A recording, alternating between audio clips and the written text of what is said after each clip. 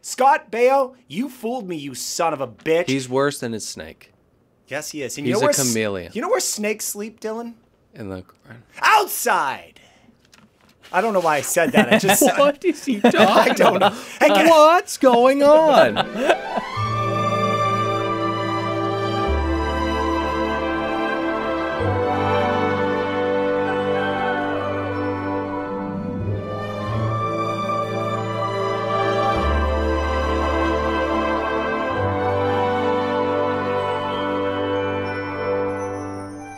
Oh, hi, hello, welcome to another brand spanking new episode of another Bachelor podcast. My name's Dylan. I'm saddled up next to one real Nicholas Davis. Put your confidence on, boys.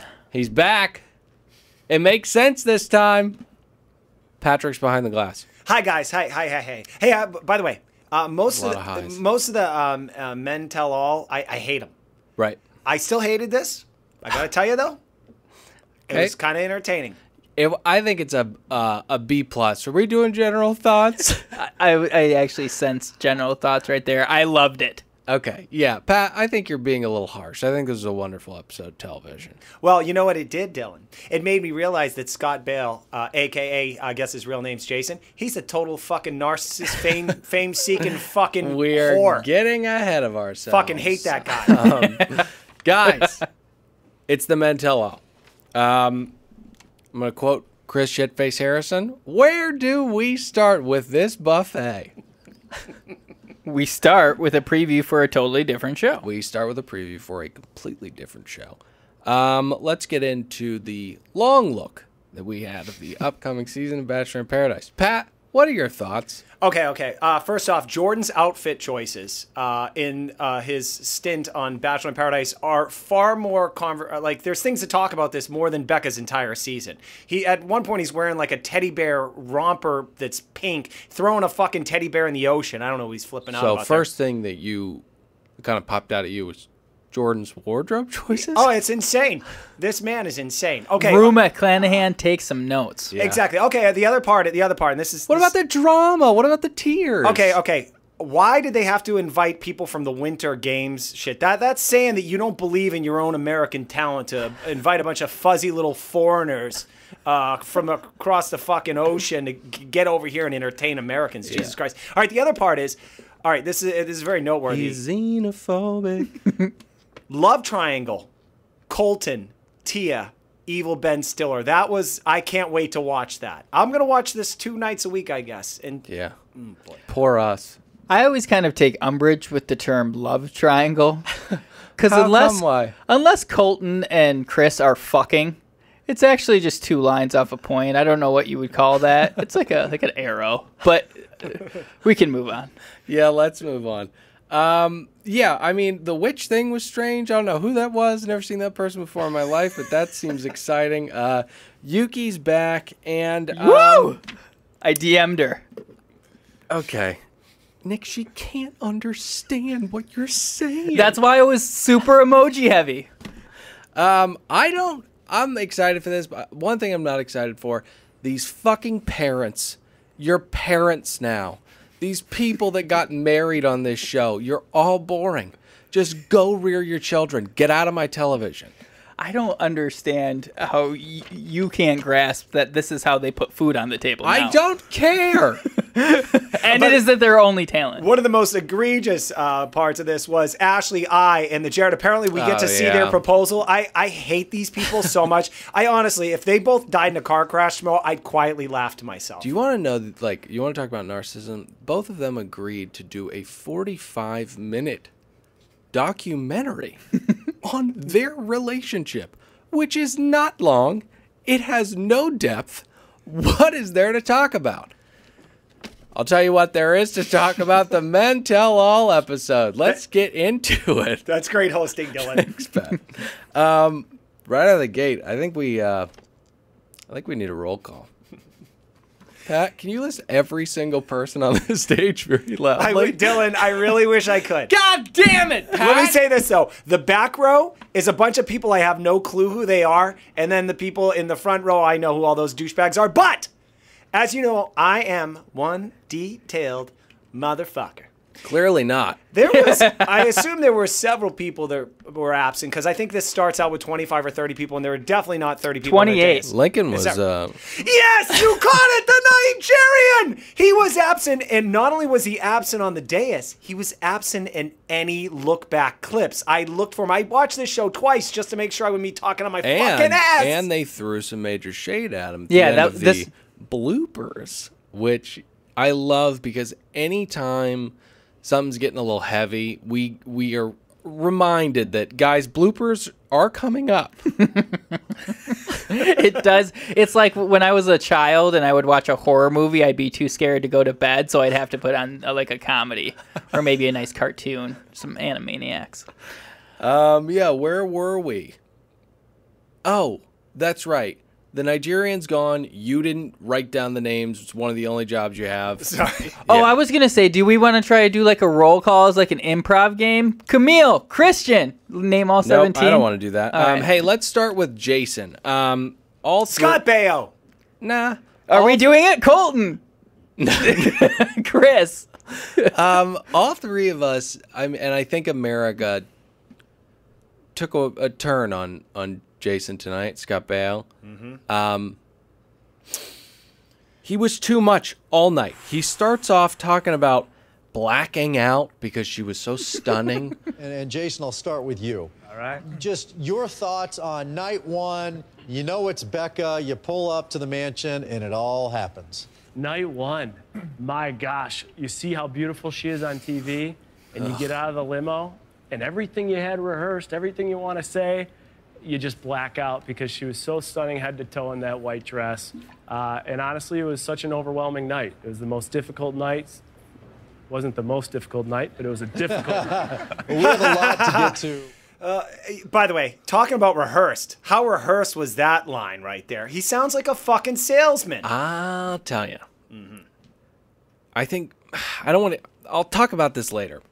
Hit the way he's sitting with his fucking fingers like that, like he's holding a little world. Mm-hmm. He looks like such an asshole.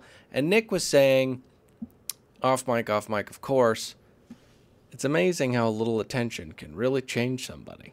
Very, very quickly, the spotlight created a monster out of Scott Bale. Yeah. It was super weird. He's got to be the Bachelor, right? Because, one, he has way too much confidence, and two, why would they go to him first, not show anyone else, and then go to the highlights package? Dylan, great question. I think they're testing him. Now, I will say this, getting ahead of ourselves. Pat, thank you for complimenting the question. Generally, this would be an episode where we would announce who the next Bachelor is, but they're biding their time. They're testing Scott Bale out. This was him auditioning for this, or as some of our face baby birdies. That's a good take. Saying campaigning. Yeah. His campaigning, he did not do a great job. Well, yeah. Yeah, I agree. If it is campaigning, I don't think it's successful. It gets ickier, and I guess we'll. Yeah, it does. We'll mark all these fuck ups. I don't think we need to go over the highlight reel, right? On account of we saw the entire season. Yeah. Yeah. So let's move on to Chris, or as Pat would call Evil Ben Stiller. him, that. They ask him why he flipped out, and he's like, "I know, it was insane. It was really stupid. I embarrassed myself." Which I thought was fairly honest for how shitty a human being he is. And then they just go around the dais and everyone just takes shots at him. Yeah, they were going to let his, like, really sincere apology get in the way of them attacking him. Yeah. Hang on. I wrote this. I'm going to say it. Exactly. Yeah, like he did the smart thing. I always say fall on the sword. Last season it was that racist guy from the Southern that I said, Lee, I what was I said? It was a great bit. I said, always say, look, I'm sorry. It will never happen again. Right. And I've learned a lot from this experience. And that's what this motherfucker did. And you had a bunch of increasingly explicit scenarios. That's one of my favorite Pat moments. I don't know when that is, but go back in the archives because they're free. Hey, Jean Blanc. Oh boy. You want to talk about him? Oh, yeah. Chris asks him, hey, what'd you mean when you said I'm falling in love with you or whatever? He asked him to clarify. And before he can open his mouth, Colton opens his. He attacks him. What is with this Why is this so important? Why do they care about this? I had no idea these guys had a fucking beef. It seems like it's kind of being cultivated out of I need to have attention and seem like a great guy defending Becca. Right. Colton invaded. Yeah, it seems like a non-issue. And Colton flies off the handle. He is so upset. He has a lot of pent-up energy due to the fact that he has never laid with a woman. Well, due to the fact that he's a closeted homosexual. Dylan, one of our Facebook baby birdies said that, and I was like, I never thought about that, but fucking it could be true. You know why he was crying? Because he was lying to himself in real time. That's why he was so upset. Yeah, can I say something though? All right, so Colton starts attacking Jean Blanc, and I didn't catch it because they bleeped it, but he basically said, like, Jean Blanc said to Colton, like, hey, why don't you shut the fuck up? You've never seen fucking inside of a fucking pussy. Like, you want to fuck with me, you fucker? And, like, he shut him the fuck down. Yeah, because that was preceded by a pretty dope Colton line where he was like, he'll take it back in 3 seconds anyways. Pre-canned, by the way. Yeah, definitely. But it played well. Audience hit it. But then they quieted down, and John Block was like, you're acting like a fuck, but you've never been fucked. And it was like... Oh, is that what it was? Okay. That's what I think it was. I couldn't understand. Like a pussy, never been fucked. Yeah. Whichever variation... It still kills. Yeah. It was... it crushes. It was a knockout blow. Can I say something? Getting a little ahead of ourselves. This solidifies what a pussy Colton is, though. Later on, when he's on sitting on the hot seat with Chris, he does a callback saying, I didn't think that was right. Total pussy moment of the night. Second pussy moment for Scott Bale is when... Yeah. Oh, boy. I hate this guy now. You fooled me. I consider myself an expert as being a profiler, understanding humanity by listening, watching like a reptile, not engaging in having any feelings, but just watching you and then making a decision, rendering who you are, your character. Scott Bale, you fooled me, you son of a bitch. He's worse than his snake. Yes, he is. And he's a chameleon. You know where snakes sleep, Dylan? In the... Outside. I don't know why I said that. I just What is he talking about? I don't know. Hey, what's going on? Hey, I have a clip. I was trying to follow with you there. We got a clip. Oh, we got a clip? Yeah. Here's my problem, is that love is a very, very powerful emotion. And I have no respect for anybody that abuses that emotion when they're in need. And John, you were in need. And I think because of that, you owe an apology to this cast that night that was there because you ruined us. And more importantly, you owe an apology to Becca. Damn right. I'm going to have my moment with Becca. Shut up. Shut up. One cares. Who are the idiots applauding this? I hope you're not afraid of heights, Jason, because you're up on that high horse. Nick has the same look every time with one of those lines. Wish you guys could see it. Hey. Wrong medium. Fuck this guy. Fuck him. Who are you to demand an apology? For the cast. For the entire cast and Becca. Can we get a ladder? Can we get a ladder so he can come down from this high horse? What was he thinking? I don't know, but he's absolutely awful. You know who's not awful? Jordan. Mm-hmm. What an MVP performance. But before we get into Jordan, let's take a quick break to hear a word from our sponsors. Today's episode is brought to you by Dan's Breakfast and Dinner Meals. Hey, you know how in the morning, many of us barely have enough time to pour ourselves a cup of joe, let alone cook ourselves a balanced and healthy meal? And when we come home, who has the energy to cook the kind of dinner we wish we all could have? That's where I come in. Hi, I'm Dan, and I'm here to make sure you've got breakfast and dinner covered each and every day. How does my catering service work? Easy, and I'll tell you. Much like a personal chef, I will be at your house when you need me, preparing fresh and delicious meals each and every day. All I need is a full fridge and an unlocked door. I'll let myself in the morning to cook heart-healthy and delicious breakfast and be there when you return, tired and hungry from work, ready for a beautiful dinner. Please note, It is physically impossible to prepare your lunch. You'll be at work, I'll be at your home, showering, relaxing, or enjoying time with loved ones. We will be at completely different places, and I'm not a food delivery service. You need a vehicle for that. So, please give me a shout for some great breakfasts and some great dinners and an even better friend. All right, Chris asks Jordan if Jordan was taking digs at the other guys on purpose when he was living there. And Jordan says when you got a Rolls Royce, you want to roll the window down every once in a while. And Wills is like, what are you even talking about? Wills, what do you not understand? Jordan is destroying all of you. He's owning all of you. That's what's happening, okay? But he helped out Wills. He made the metaphor even clearer when he said he would roll his window down and throw a Slurpee out the window. Can I say this? These gentlemen, they all have their pre-canned lines. They're ready to attack. Who I think they he has too many for it to be they can't handle it. Like, he is so ready to throw down. He is a savant. Yeah. We've discussed this before. Like, he's definitely on the spectrum, and you can't fight with this man. Yeah, no, he's an idiot savant. We have a clip of him. One of the greatest quotes of the night.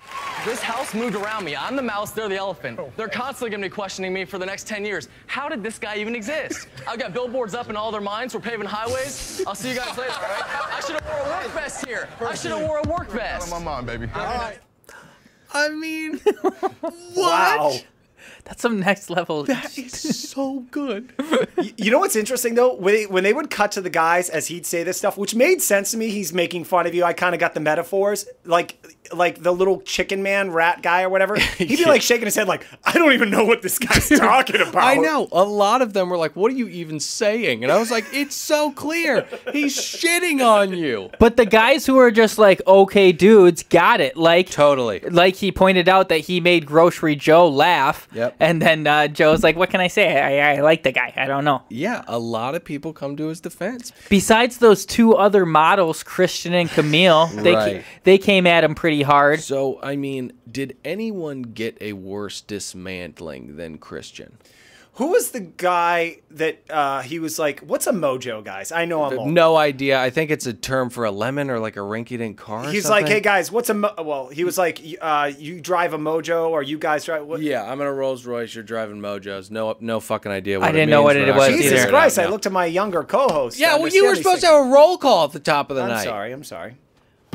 Still. But yeah, so that was Christian. Christian and Camille. He was saying that too. Right. Christian is the premier banker who moonlights as a model. Right. And Jordan absolutely torches him. I mean, he's like, come down. It's your camera time. And the guy actually gets up and goes onto stage, and Jordan's just like, here he is. You're wearing high waters and no socks, you piece of shit. No one knows who he is. Here he is, guys. His name's Christian. He wants camera time. I was absolutely furious that they didn't continue the Zoolander metaphor and have a walk-off right there.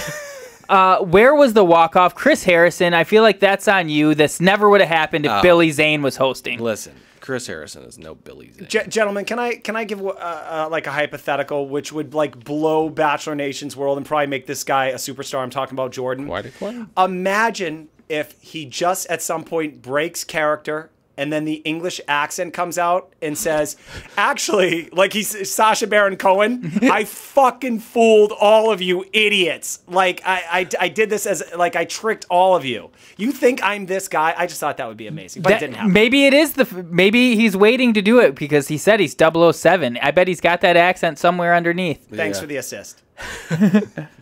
Can we say this underwear thing is insane? Oh, boy. Why? Just like Jean Bloc telling her that he's falling in love with her, why do people care that he wore underwear that are gold? Connor was actually the one that kind of said it later. Like, if he wants to prance around and like be an idiot, like who cares? Yeah, and Kristan said it at one point too. Like, why do you guys care about this? Yeah, Kristan is clearly just super dope. He should be the next. He should be the first Black Bachelor. Another quote that I really loved from Jordan. He was like, this is my fucking house, okay? This is my address. I live here, okay? If I want to have Captain Crunch and OJ, I'll do it. Oh, I mean, all night from this guy. It was such a poetic line. It made the crowd actually cringe because they thought about the taste of OJ in Captain Crunch. That visceral. Hey, can I say something? I'm not What gay. an entertainer. What? I'm not a gay guy. And I was not checking out Jordan in his golden underwear because they said, where are the golden underwear? And he pulled down his pants. He's still wearing the golden underwear that Becca gave him, presented to him. Well, the man has a hairy ass. I don't know if that was that camera angle. I do not like hair anywhere, but especially not in your asshole. yeah, Jordan's 7. I mean, he's not that physically attractive, and he's hairy. I give him a 6.5. He's little. I will say he said at one point to Chris Harrison that he was looking into his future. Yeah. Saying he might want to host in the future. We've talked about how this show is declining ratings, especially this season. I'm telling you what would save it. It would destroy the process. Chris Harrison be the Bachelor and Jordan host the show. Oh my God. It's everybody sleep on that tonight. How could you? You're too excited. Okay, hey, so the last thing, Jordan just confronts David. He's like, oh, hey, you remember that time where you completely lied about something I said? And David's like, you see, this is what we had to deal with. You not understanding things? Yeah. What? Yeah, exactly. Thank you. Hey, we need to move on to another fine gentleman, Grocery Joe. Grocer Joe. By the way, so fucking handsome sitting down. He lost a little weight because they did the look back footage of because he was only on the show for one day, I guess. Yeah, So. okay. God damn, he's got fucking white teeth. Like Too much sparkle. teeth, a lot of teeth. He's got a great fucking smile. What's that laugh line you got? Where you got the... Wow, really getting into it.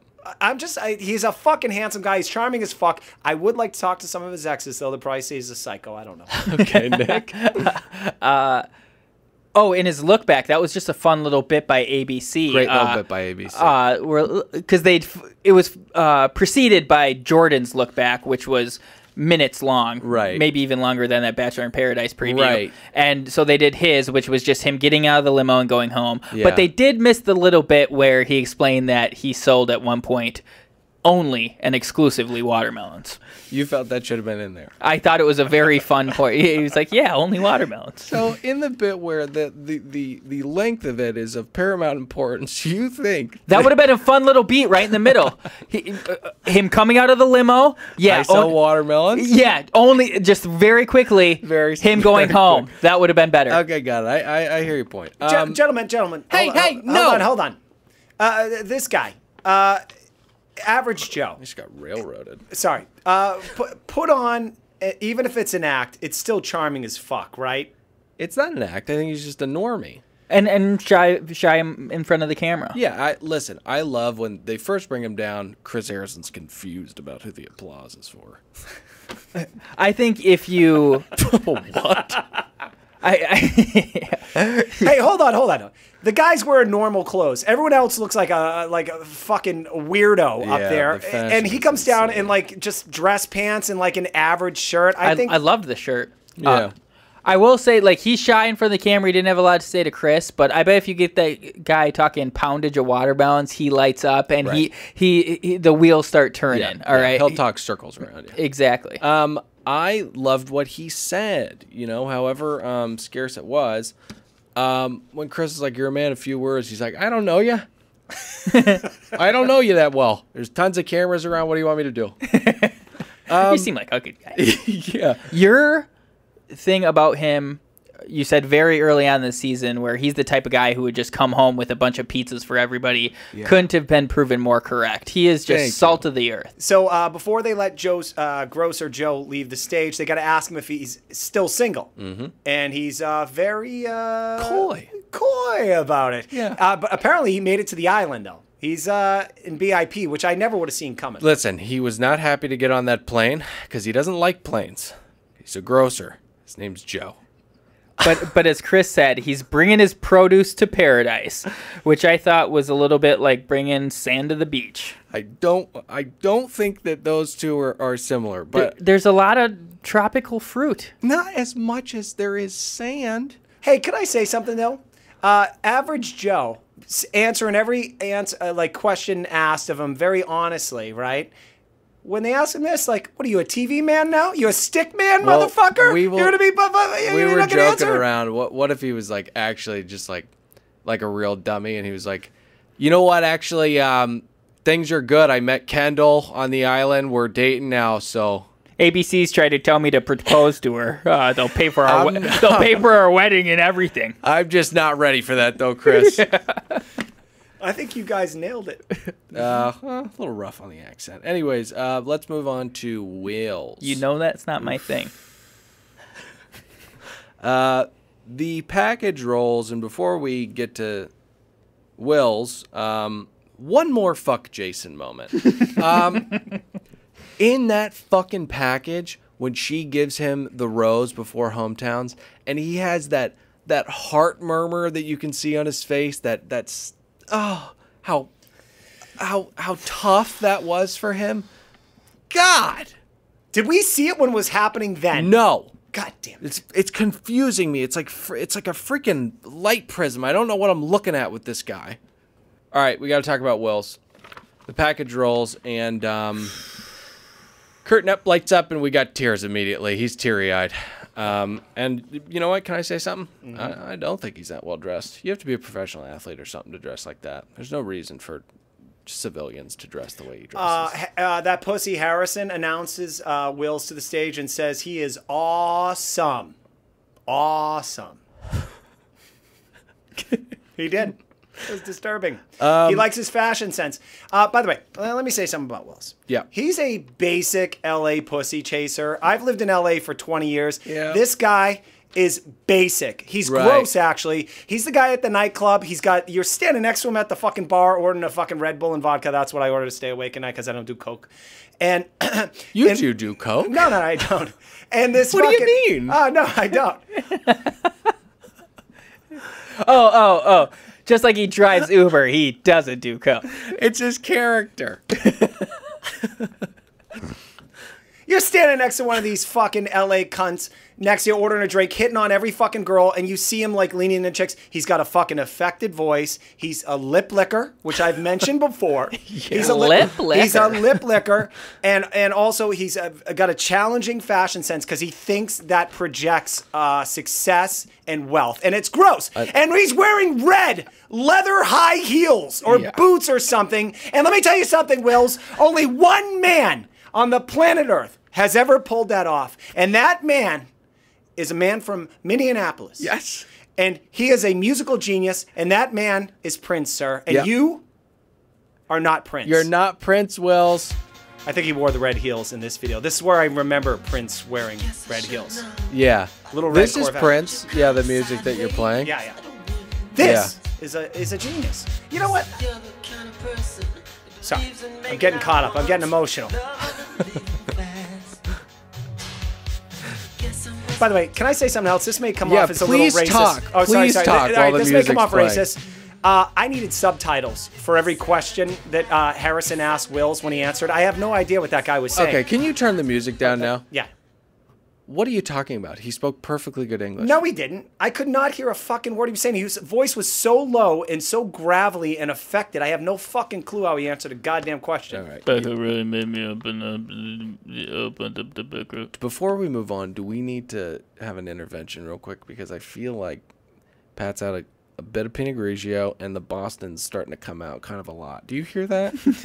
I think we could put like a ding on every fuck this episode, and that would be a fun game. But yeah. You know, another character flaw that Wills has, this is something that Nick brought up. He places a lot of emphasis on coincidence. Specifically the fact that he fell in love with Becca because they were saying the same lullaby as children. There are, what, 8? No, there's not a lot. Like I he was just thrown off by the fact that they both heard Itsy Bitsy Spider. Yeah. I think not. It's insane. I've never heard anyone sing that before. Did your mom used to sing that to you? My mom was never home before 1 a.m.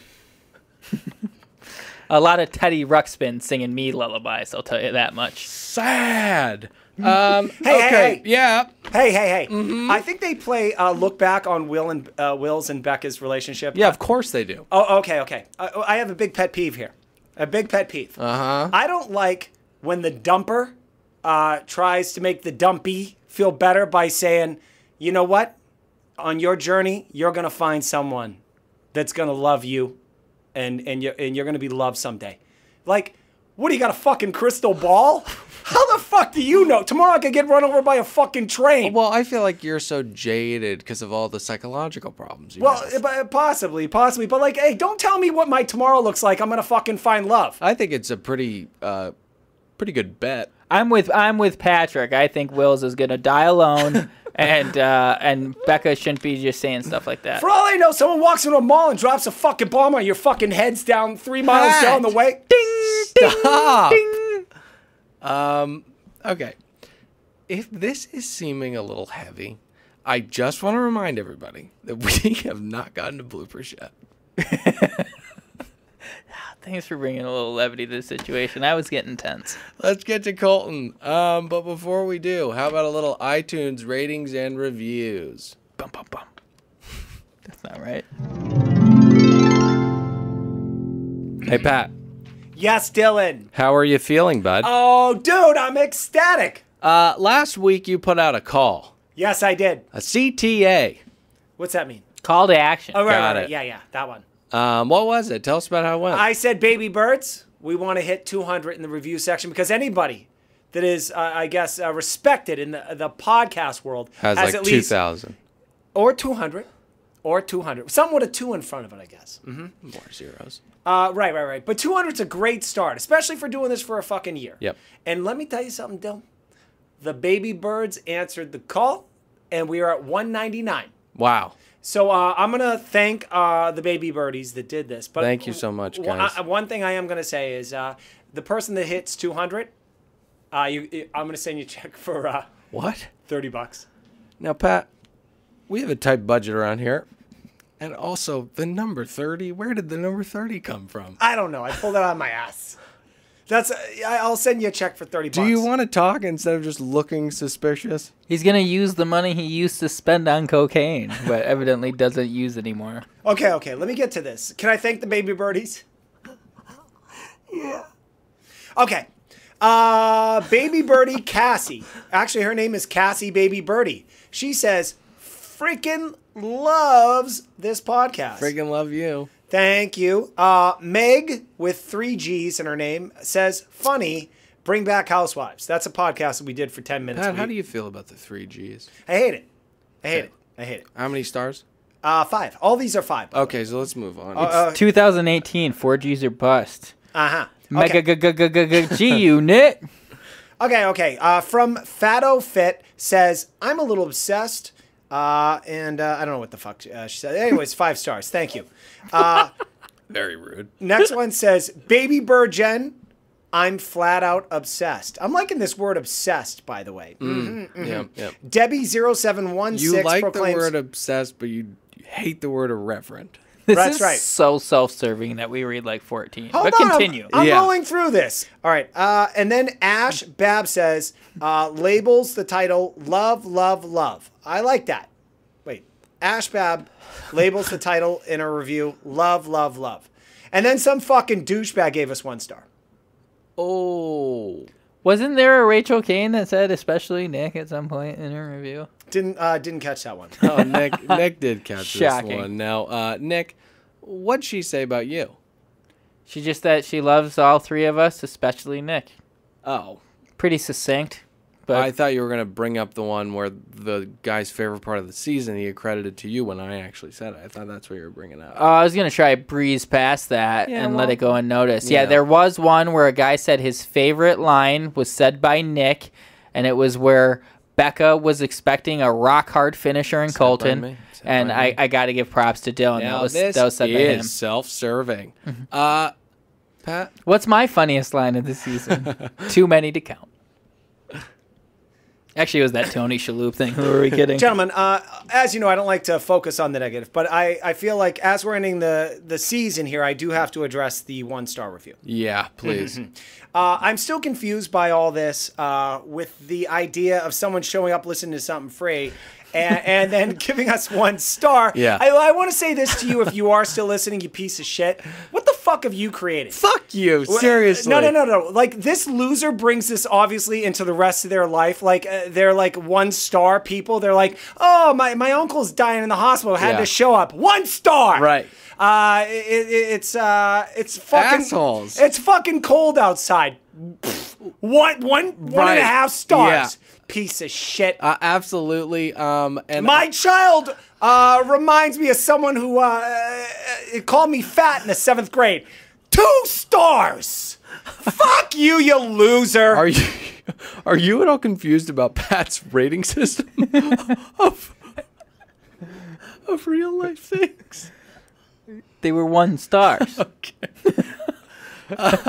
They were similar to Yelp ratings or Apple. We should also start saying Apple podcast reviews. It's much more apt. Okay, so this is a big segment, but I do want to say I did like how Patrick said, "What have you guys created?" Because as Teddy Roosevelt once said, it is not the critic who counts. Not the man who points out how the strong man stumbles or where the doer of deeds could have done better. The credit belongs to the man who is actually in the arena, whose face is marred by dust and sweat and blood, who strives valiantly, who errs, who comes up short again and again, who spends himself in a worthy cause, who at best knows in the end the triumph of high achievement, and who at worst, if he fails, at least fails while daring greatly, so that his place shall never be with those cold and timid souls who knew neither victory nor defeat. Tea was a little too hard for me. I don't know how you feel. I popped it. Yeah, I popped my way tea. Way too hot for me. But you know, I hope whoever left that 1 star heard that. I hope they heard that. And shame on you. And again, I'll say before we go, if you're gonna do this horrific thing, wear a name tag. Okay? Let's see your ID. Put your fucking name in the message and write why it's 1 star. Let's address it. Let's talk about this. Let's have a dialogue. Don't be cowards. All the rest of you baby birds and fans, we love you guys so much. Have we mentioned how self-serving this is? Hey, let's talk about Colton. I wanted to ask, how many lookbacks do we need? Because I was watching this part and I was like, oh, hang on, this is the 50th one I've seen of these, and it's pretty much 10% of the show. Very, very annoying, but I guess that's what we're gonna get every time. I wanted to look back on Camille, that amazing 60-40 line. Oh yeah, that would have been a fun little look back at time. Yeah. Hey, you guys want to talk about Colton crying? Like really, really crying? Iggy, pussy, illy, wetter than Amazon tastes this kitty. Let me say something about this. That was bad. That was good. The audience, odd. Oh, yeah, they did. But I think there was a little bit of sarcasm. No. No. He melts people. I mean, he is so fucking handsome. He's sweet. He's not like... People don't know, like, the demons that are fighting in the Coliseum of his heart right now. What? I'm torn. I think there was a mix. I think some Oz were sincere, some were sarcastic. But I will say, if people are questioning your manhood, the way to combat that is not to cry on national television. And another way to combat it is when... My way was not to combat it. Oh, sorry. Another way not to combat it, thank you. Don't want to end up in errors and omissions. No, you do not. Another way to not combat it is to say, when people call me a pussy, I believe that I am one. Which is an insane thing to say. Why do you believe that? I think Colton has just a misconception of what it means to be a man, and I think it's just being comfortable in your own skin, whether you've had sex, you haven't had sex, you want to have sex with men secretly, Colton, wink wink. So I think he's just got to face himself. Any of those. Yeah, and just be honest, and then he will be comfortable in his own skin, and it won't matter if John Block is dropping just wicked lines at him. Wicked lines. Gentlemen, I have a clip of him in the hot seat. Do you mind if I play it? He comes off as a complete pussy here. Can I play it? Hit us with it. Yeah. Do you still stand behind that statement of you were in love with Becca? Yeah. That was real. 100%. I mean, I challenge any decent human being to spend the time that I spent with Becca and to see who she is and not fall in love. Because, whoa, you know, is that I wasn't even thinking about Tia. we all moved on. The last time I spoke to Tia was at the spa date. I was so focused and so invested in my relationship with Becca. And I hate to call it a red flag, but I mean, Becca, she's looking for any type of signs from any of the guys of, you know, who's going to be here for me for the rest of my life. And the fact that one of her best friends came back and spoke her truth, I can't fault Tia for that, but, you know, it was tough to hear. Spoke her. All right, so a lot to glean from here. So much to talk about. Can I dive in? Can I do it? Can Silly Billy, poppin' right. pillies, smoke them like a swisher, lick this Philly. Thank you, Nick. Philly. If we played this episode of Men Tell All, like we got in a time machine, went back to 2008 and played this for an audience, okay, they think this was a parody. They think this was a joke. Burning Love. They'd think it was an episode of Burning Love. They'd be confused that guys are crying on stage saying that she needs to live her truth. We'd be confused by all of it. Yeah, it'd be a little abnormal. 100%. Jesus Christ. Okay, that's my first thing. So guys are pussies now. That's my main point. Okay, my second thing here is, if you notice how he talks to Tia now, he's just coming off being in paradise for a couple weeks there, which there's supposedly a love triangle between Evil Ben, Tia, and himself. Yeah. Nick, you pointed out that's probably not a triangle. Colton is kind of saying that he's not with Tia. I mean, he's not like hinting at that they're together now. I think this is all leaning towards him either playing to be the Bachelor still, because he gave fucking weird eyes to Scott Bale on the dais when Scott Bale was like, I'm going on a journey to find my love. He was like, whoa, motherfucker. Yeah, now, can I ask, who do we want more, Colton or Jason? I mean, it's cut and dry. I want the gay guy. Right? Because that'll be fun. Right? Yes. The gay guy would be the most likely to actually be in a love triangle, because he could then have sex with the man. And alrighty, so let's move on to Jason. Oh no, let's move back to Colton. I would challenge any decent human being to spend time with Becca and not fall in love with her. Fuck you. Dylan accepts that challenge. What is wrong with you, you goddamn idiot? Except Dylan declines that challenge because he doesn't want to spend any time with Becca. Yeah, and dare I say we take a look back at her own words saying that she get dumped by every other motherfucker every other fucking day. Yeah. No one else wants that but fucking... Pat, he said decent. Well, she did say she had a propensity to date bad guys. Colton's an idiot. Now we can move on to Jason. Jason sits down, and here we go. Jason says that he's confused, which makes sense. He lays it all out. Like, we had a great relationship. She met my friends. She met my family. None of which matter because at the end of the day, he just wasn't her type. It was never going to work out. But he says there were no road bumps on the last day until they got to the night date. Yeah, hey, dude, what were you doing staring at a fucking Buddhist temple for fucking 4 hours while she's... The Boston. Oh, I'm sorry. I'm speaking my truth. You're 100% right. Hey, Jason, did you forget the time when you were left on steps for an extensive amount of time while she was talking to Lauren? Is that not a road bump? Is that not spooky a little bit? Idiot. Dumb, stupid idiot. Idiot. He just drives down side streets, flying over speed bumps, fucking up the underside of his car. Yeah. He's like, "What was that?" Because he doesn't recognize speed bumps. This man you mentioned, he cries, which made me cringe once again. Right. I thought this was the oddest moment of the night. We have to shine a light on the fact that Scott Bale's brother has a husband. And then Harrison notes that it's great to see this on TV. It's so weird. Like, Harrison doesn't set him up well for that. Like, out of the blue, Harrison's like, and you know, we've, your brother. And then Jason just launches into this soliloquy about how love is not gay, straight, or transphobic, whatever. Love is love is love is love. It's love is love is God, love. words are so tough for me sometimes. Hey, can I say something to Harrison? Hey, I know we don't see gay guys on TV. You ever hear the Bravo fucking network or fucking HBO for the last 10 fucking years? Boston. You think Bachelor, this is the first time we see two guys married on camera? Jesus Christ. Yeah, motherfucker. Karamo has 12 million followers, okay? Will and Grace was on TV in 1998. Who's Karamo? I just got a look from Dylan here in the studio. He's a former Real World contestant turned Queer Eye. for the straight guy. New edition. I thought you were going to talk about the one that perished from AIDS. I fell down a rabbit hole of looking up successful post-real world stars. The Miz and Karamo pretty much holding the torch on that. Got it. So let's move on.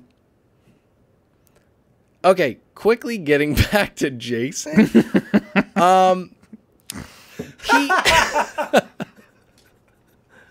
The audience applauds this again. Why are we applauding? These are our two candidates. Who's gonna defend us if there's a war? You want a bunch of men crying? Like this is what this is.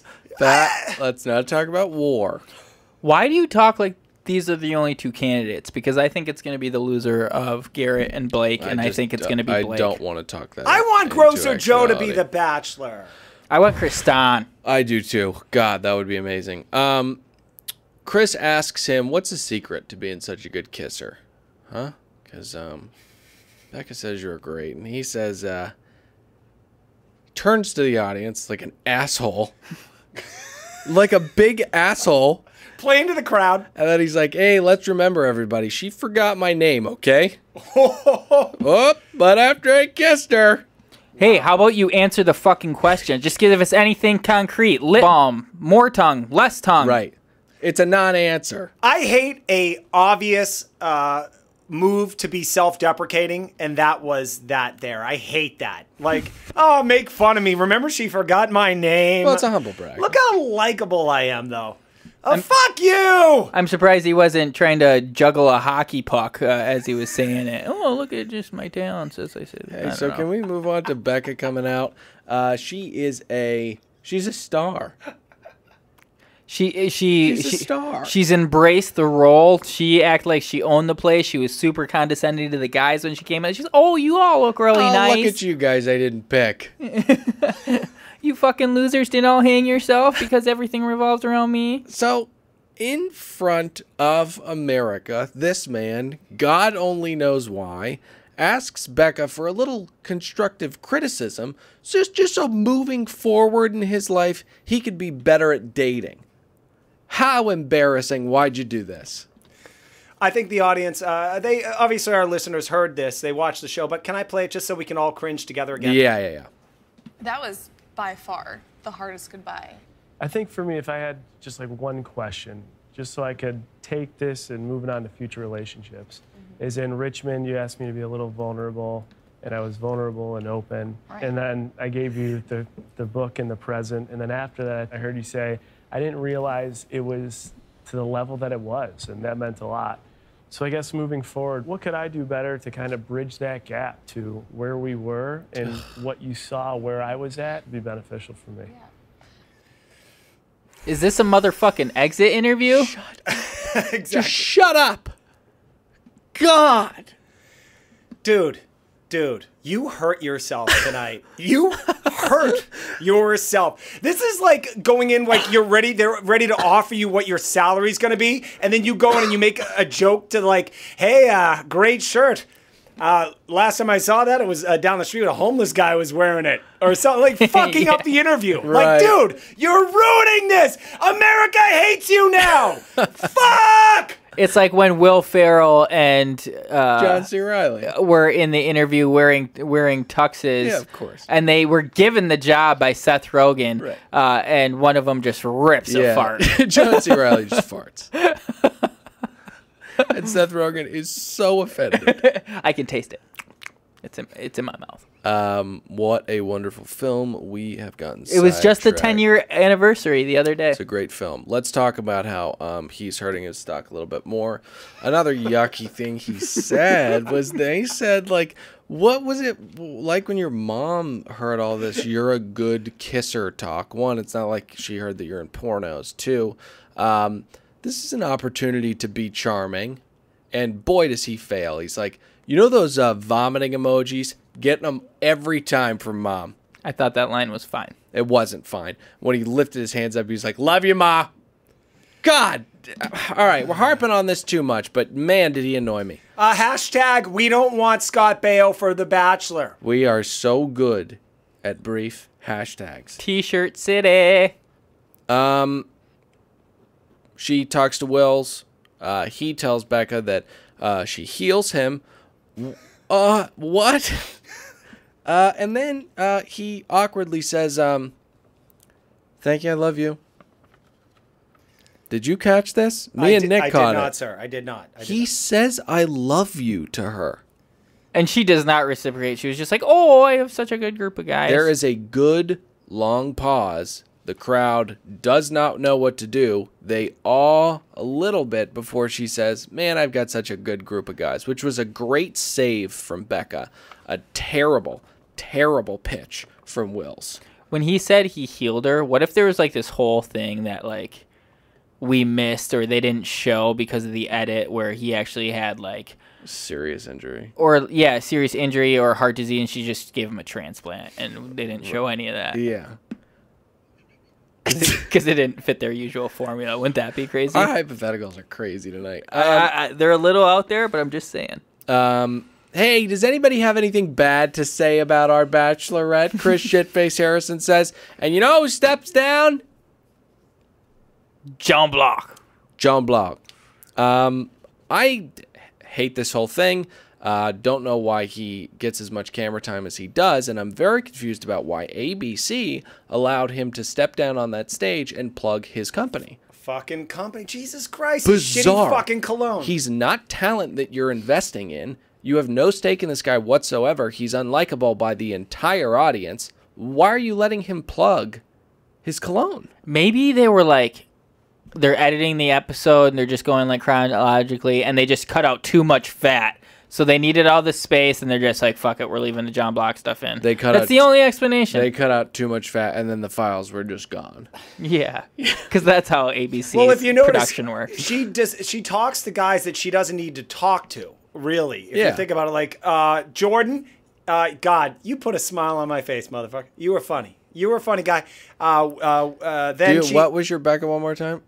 Oh, you put a smile on my face, motherfucker. All right, I'll say this. Then she goes to Evil Ben. He apologizes once again, falls on the sword. Yep. Nice move. Always do that. Oh, yeah. And then I think a choir comes out or something. Choir comes out, and Chris is sitting there like, I had nothing to do with this. This is so funny, though. It was a great callback, though, by ABC. I don't know. It was a nice little bow, I thought. Yeah, no. It was good. I liked that. That was a fitting end to the episode. Oh, but wait. It's not the end of the episode. Guys, we had some hard times. Because tensions were high. We had some hard times, some low valleys on this show. But we also had a lot of laughs. Let's talk about the blooper reel. I'm kidding. I have no notes on the blooper reel. I fast-forwarded through it. Yeah, I did not. I was like, I gotta go to bed. It could be so much more than it is. There was an episode I've mentioned they used to do on Real World, the shit they should have shown. Yep, great. It was incredible. Incredible. And there's so much of that footage. It was so much of fucking just like bugs and slipping. Bugs and slipping. Dancing. That's it. Why do we need to see that? And worse, tease it. Okay, let's go home. But before we go home, oh man, it's time for the fan favorite segment. Nick, take it away. We almost did it again. It's time for this week's errors and omissions.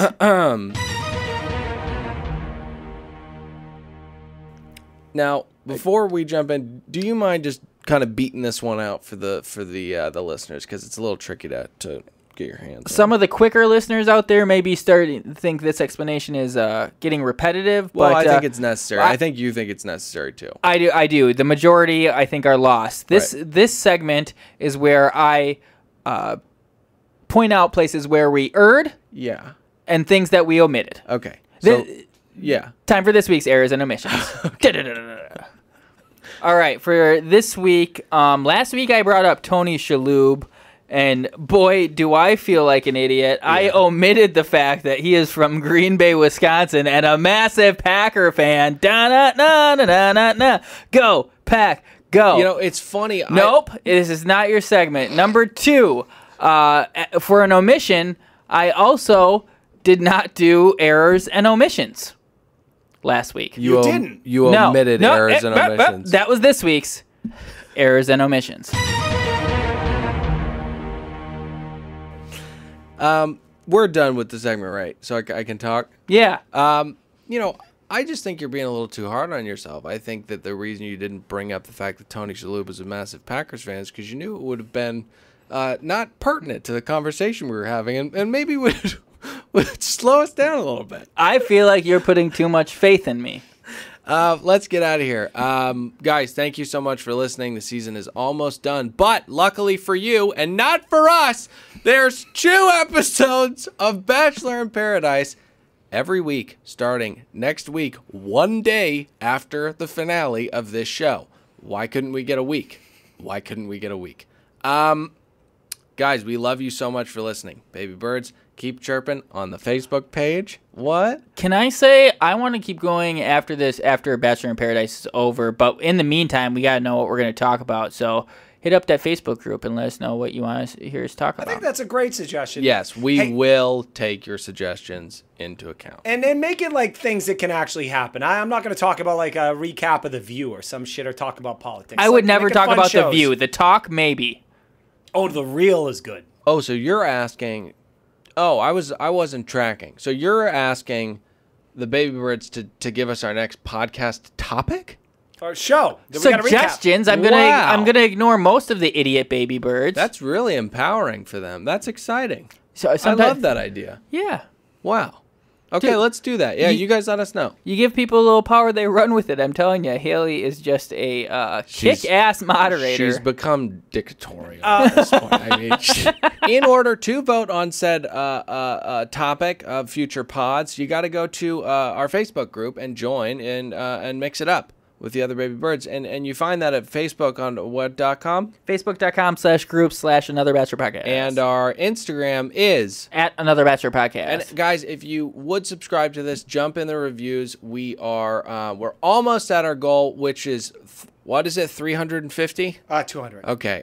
Jump in there, give us 5 stars. If you're going to give us 1, leave your fucking comment, please. I'm Dylan. Saying goodbye. Nick, say goodbye. Goodbye. Pat, say goodbye. Bye, guys.